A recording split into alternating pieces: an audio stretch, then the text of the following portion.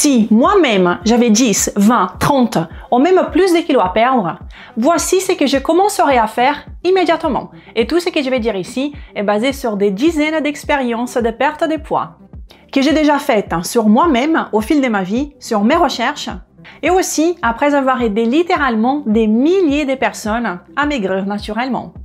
Il y a 5 étapes seulement. Les 3 premières sont les plus puissantes et les 2 dernières sont physiologiquement cruciales pour que vous ayez des résultats à long terme. C'est ça qu'on veut, n'est-ce pas? À long terme. Alors, allons-y tout de suite. La première étape, c'est cueillir les fruits les plus bas. C'est une analogie très utilisée aux États-Unis, les low-hanging fruit. Et ici, dans ces contextes, cela veut dire commencer par corriger ce que nous savons déjà être faux. Et voici 2 questions à se poser et à répondre honnêtement devant le miroir. La première est: quelles sont les choses que je consomme chaque semaine, principalement dans la semaine, que je sais déjà qu'elles ne m'aident pas? La petite viennoiserie au travail, le repas livré le mardi et le jeudi, la bière du mercredi, le soda zéro tous les jours, les petites douceurs tard le soir. Vous savez lesquelles, n'est-ce pas? Eh bien, le conseil est simple. Retirez ces petits péchés ou remplacez-les par des meilleures versions. Ici, je vous invite à avoir plus de bon sens que d'être radical. Changer une habitude n'est jamais facile, mais vous allez vous sentir tellement bien de faire enfin quelque chose activement pour vous rapprocher de ce que vous voulez, eh bien, que vous allez tout simplement le faire. Vous êtes en train de faire un effort, mais qui est pour votre bien-être, qui est pour votre bien. Et savoir que nous sommes en train de faire ce qui est nécessaire nous donne déjà une très bonne sensation, n'est-ce pas? La deuxième question pour se poser devant le miroir. Quels sont les comportements et habitudes que j'ai actuellement et que je sais qu'ils ne m'aident pas? Vous vous couchez trop tard? Vous faites trop souvent vous livrer des repas? Vous choisissez le fast-food au lieu des options plus saines? Vous buvez trop? Vous fumez trop? Vous vous prenez la tête avec les autres trop souvent? Vous savez déjà quelles sont les habitudes et comportements qui ne vous aident pas. Et la suggestion ici est la même. Essayez de les retirer, de les améliorer ou de les remplacer par des habitudes plus positives. Cette première étape, évidente, simple, mais essentielle, prépare le terrain pour la suivante. La deuxième étape, faire une réforme qualitative de votre alimentation. Et cette étape est cruciale. Mais avant de continuer, si vous êtes nouvelle ici, je m'appelle Renata Barcelos, chercheuse indépendante en sciences de la nutrition depuis 2014. Et je suis ici pour vous montrer la vérité sur la santé et la perte de poids avec la science, le bon sens et sans blabla. Alors continuons. Le message est simple. Ne commencez pas une diète compliquée ou extrême. Ne le faites pas. Les études montrent que le simple fait de faire attention à ce que vous mangez peut déjà initier la perte de poids. Vous n'avez pas besoin d'être radical. Et quand on a beaucoup de poids à perdre, les petites choses font déjà une grande différence. Alors voyez ceci, en termes de perte de poids naturelle, la récupération de la santé et des reprogrammations métaboliques, gardez cela en tête. Votre objectif n'est pas de manger moins, mais de manger mieux. Votre objectif avec l'alimentation, c'est de maximiser, d'accélérer et de dynamiser la production de la chose la plus importante du corps, l'ATP cellulaire, c'est-à-dire l'énergie cellulaire dont tout votre corps dépend pour bien fonctionner. Et voici les principaux groupes d'aliments sur lesquels vous devez vous concentrer dans cette réforme qualitative pour rendre cela possible le plus vite possible. Les premiers, les protéines, les viandes plus maigres, des bœufs, des poulets, des porcs, peu importe, c'est vous qui choisissez. Et ce n'est pas parce que la graisse animale serait mauvaise, elle ne l'est pas, mais parce que nous voulons optimiser la question énergétique de nos calories.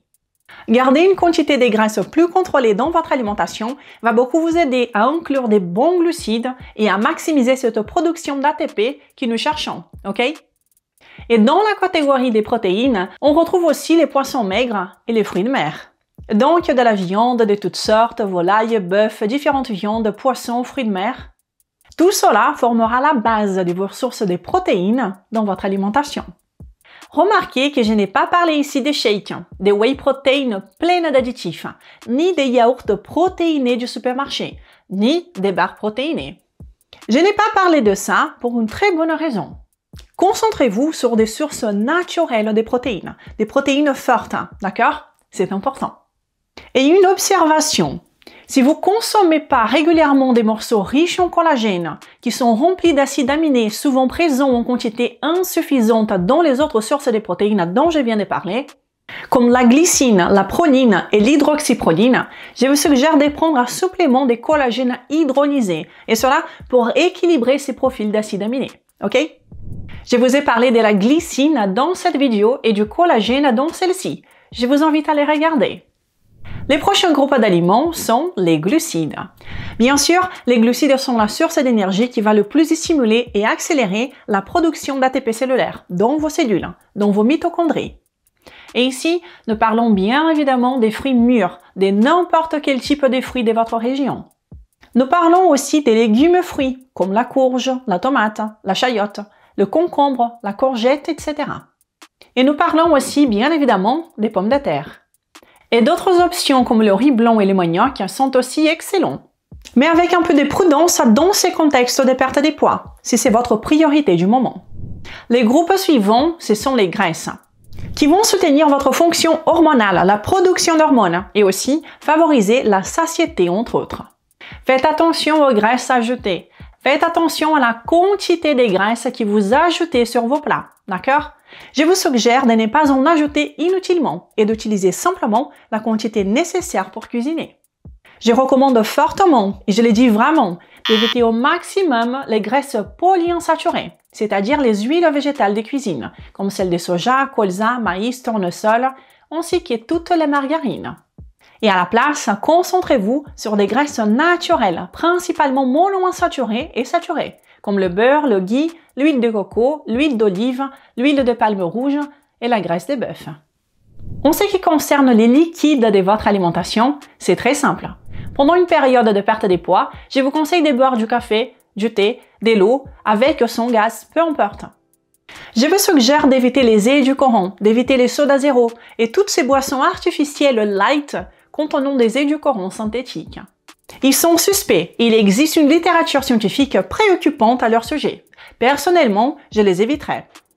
Pensez-y, ce qui fait qu'un moteur de voiture fonctionne mieux, c'est la qualité du carburant que l'on met dans les réservoirs, et non pas la quantité. Pour le corps, c'est exactement la même chose. Mais avant de voir la troisième étape, laissez-moi un pouce en l'air si ces informations vous sont utiles jusqu'à maintenant. Cela me motive énormément à continuer à venir ici toutes les semaines. Et si vous n'êtes pas encore abonné sur cette chaîne, abonnez-vous et continuons ensemble. Troisième étape, mouvement et circulation. Ne commencez pas un programme d'exercice intensif ou extrême. Cela ne vous aidera pas. Faire des exercices physiques qui dépassent votre capacité naturelle actuelle de récupération, c'est littéralement vous tirer une balle dans les pieds. Et puis vous conduire à l'inverse du résultat que vous espérez. Au lieu de stimuler votre métabolisme, cela peut au contraire les ralentir et programmer votre corps à conserver l'énergie et la graisse, tout en générant beaucoup de stress. Souvenez-vous que des grands résultats peuvent venir des petits efforts bien choisis. Je vous suggère par exemple une marche relaxante de 20 minutes. Et si vous pouvez en faire 2 par jour, c'est encore mieux. Cela va vous aider à réduire le stress, à améliorer la circulation sanguine et lymphatique, la digestion et même la détoxification, sans pour autant augmenter votre appétit, comme c'est souvent le cas avec d'autres types d'exercices. Et maintenant, laissez-moi vous dire quelque chose. Beaucoup de gens n'aiment pas entendre ça, mais à mon avis, la pire chose que vous puissiez faire pour perdre du poids, c'est de vous mettre à courir. Et oui, les courses de longue durée peuvent être contre-productives. D'ailleurs, regardez cette autre vidéo, le lien est dans la description, où j'explique pourquoi je préfère marcher plutôt que courir pour maigrir. Et la science est très claire à ce sujet. Quatrième étape, prioriser le sommeil et la gestion du stress. Un corps stressé prend du poids beaucoup plus facilement. Souvenez-vous-en. Et cette étude remarquable a testé l'impact d'un manque de sommeil chez des personnes qui essayaient de perdre du poids. Dormir 5 heures par nuit au lieu de 8 heures a réduit la perte de poids de 50 à 55% et a augmenté la perte de masse maigre de 60% chez les personnes qui dormaient moins. Imaginez un peu la différence. Voyez à quel point le repos du corps et de l'esprit peut parfois donner plus de résultats que de vouloir en faire trop et s'épuiser encore davantage. Et je vous suggère même de faire une diète mentale dans votre vie, pour votre santé psychologique. Évitez ce que vous savez déjà qui vous rend plus anxieux, plus énervé ou plus tendu. Comme passer du temps à lire des mauvaises nouvelles, débattre des politiques avec des personnes qui ne partagent pas vos opinions, ou simplement faire défiler les réseaux sociaux sans fin, comme un zombie. Vous savez pertinemment que c'est une perte de temps et qu'au final, cela augmente votre stress, sans jamais avoir un effet positif. Et priorisez le sommeil. Essayez de viser au moins 7 heures de sommeil ininterrompu chaque nuit. Je vous suggère d'éteindre les lumières de la maison ou du moins de les atténuer environ 2 heures avant d'aller dormir. Et cela afin de signaler à votre corps qu'il est temps de commencer à se préparer au repos. Je vous recommande aussi de remplacer les ampoules blanches de votre maison par des lumières à température plus chaude, un peu plus orangées ou légèrement rouges. Cela aide aussi à envoyer des bons signaux à votre corps. Je vous conseille également de changer la couleur de votre écran de téléphone pour une teinte un peu plus chaude ou plus sombre, surtout le soir. Et surtout, ne faites jamais ça. N'utilisez jamais votre téléphone allongé dans votre lit. À la place, lisez un livre ou bien une liseuse, quelque chose sans lumière directe sur votre visage. En vous relaxant, vous allez naturellement faire baisser vos hormones du stress, comme le cortisol, et cela facilitera grandement la libération des graisses. Et si vous avez du mal à vous détendre le soir ou à trouver le sommeil, je vous suggère de prendre 350 g de magnésium bisglycinate au dîner. Le magnésium est un minéral calmant et cette forme bisglycinate est particulièrement apaisante car elle est liée à l'acide aminé spécifique, la glycine, qui est d'ailleurs l'acide aminé le plus abondant dans les collagènes. C'est quelque chose que je prends moi-même depuis longtemps. Mais lisez toujours les étiquettes des compléments que vous achetez, ok? Pour vérifier qu'il n'y a pas d'additifs inutiles, ni dans le contenu de la capsule, ni dans la capsule elle-même. Je vous conseille de regarder cette vidéo que j'ai fait sur le sujet il y a quelques semaines. 5e étape, adopter la bonne mentalité. Ce n'est pas une ligne droite. Des attentes irréalistes provoquent souvent des frustrations inutiles. Gardez bien en tête que le corps n'est pas une machine et que la perte de poids ne se produit pas en ligne droite. Le corps perd du poids de façon organique et non linéaire.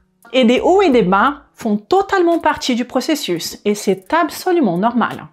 C'est pourquoi il faut vous concentrer sur la tendance générale de vos résultats au fil du temps et ne pas vous laisser perturber ou décourager par les petites variations quotidiennes quand le poids monte un peu puis redescend un peu. Ne laissez pas cela influencer votre humeur. Mesurez vos progrès semaine après semaine et gardez le regard sur l'évolution à long terme. Et surtout, faites tout cela pour vous. Ne soyez pas pressé dans les processus, ayez confiance dans les processus. Parce que je vous l'ai dit, vous pouvez y arriver. Faire quelque chose pour votre santé, pour votre bien-être, est une des choses les plus nobles que l'on puisse faire. Et le simple fait que vous soyez ici en train d'apprendre tout cela montre déjà à quel point vous méritez d'avoir une bonne santé et être en bonne forme. Et si vous souhaitez être accompagné pas à pas dans un programme complet de perte de poids pour accélérer vos résultats grâce à un protocole en 4 phases prouvées, avec des listes complètes d'aliments, des menus d'exemple, des recettes simples et pratiques, alors découvrez mon programme Accélérateur Maigre définitivement en vous rendant sur accélérateur-md.fr ou en cliquant dans le lien de la description. Et voici un témoignage inspirant pour vous motiver à continuer. Bonjour Renata, grâce à votre aide, j'ai déjà perdu 28 kilos. Merci, vous avez sauvé ma vie et redonné confiance en moi. Mais c'est elle qui s'est sauvée. Moi, je n'ai fait que montrer la direction. Un grand bravo pour ces grands changements. Alors si vous aussi vous voulez transformer votre corps naturellement avec de la science et du bon sens, découvrez l'accélérateur maigre définitivement sur accélérateur-md.fr et consultez le lien que j'ai déjà mentionné ici, notamment ceux du magnésium et du collagène. J'espère que cette vidéo vous a été utile et si c'est bien le cas, n'oubliez pas de la partager amplement, de me laisser un pouce en l'air, me laisser un commentaire. Toutes ces actions m'aident énormément avec ce travail que je fais ici toutes les semaines. Je vous remercie déjà et je vous donne rendez-vous la semaine prochaine pour une nouvelle vidéo. D'ici là, prenez soin de vous. Au revoir!